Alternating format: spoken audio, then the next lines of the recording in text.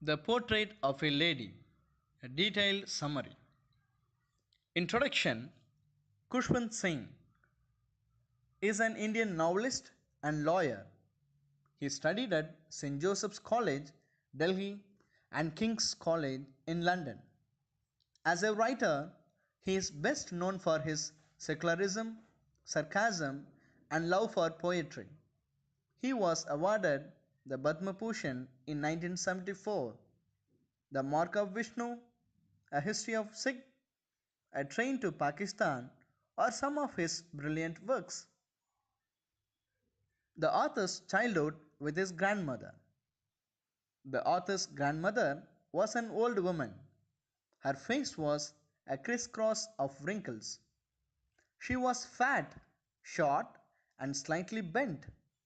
For 20 years, the author had seen no change in her looks and behavior. The narrator and his grandmother were good friends. His parents had left him with her in the village. The grandmother used to wake him up in the morning, get him ready for the school. She used to accompany him to the school. She fed street dogs with stale chapatis.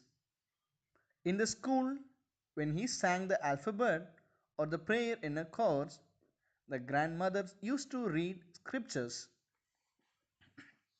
The turning point in the relationship between grandmother and the author.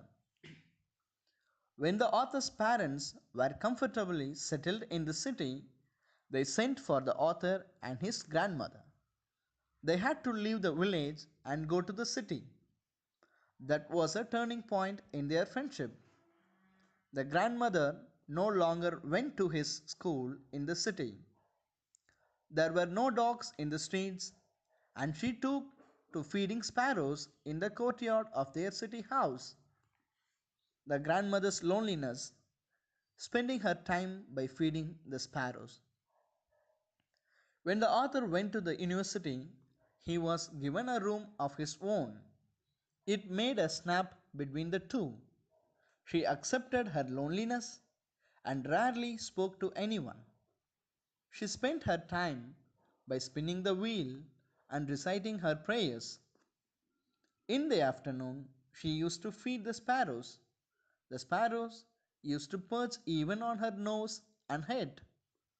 That was the happiest time for her. The author's higher studies. The author decided to go abroad for further studies. He was sure that his grandmother would be upset at his departure. But she went to the railway station to see him off. She did not show any emotion. She was absorbed in her prayers, telling the beads of her rosary. She silently kissed the author's forehead, which became the last sign of their physical contact. Author's homecoming.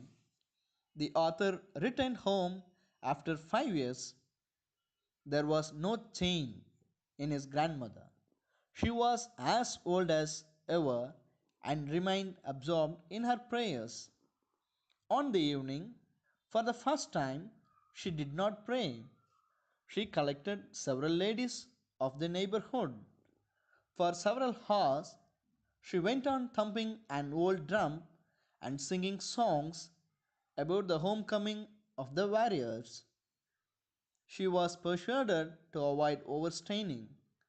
The next day, she fell ill. The author's grandmother's death. The grandmother had a mild fever, but she knew that it was her end.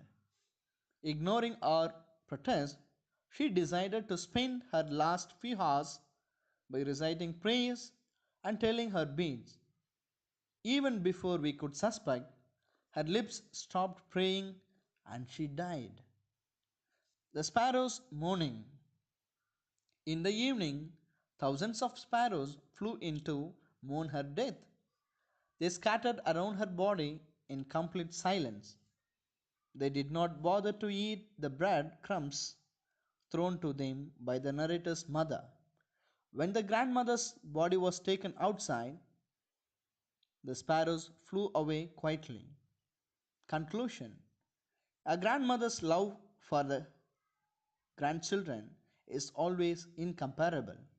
She is always ready to do any kind of sacrifice for the sake of her grandchildren. Thanks for listening. Do subscribe my channel and share. The portrait of a lady.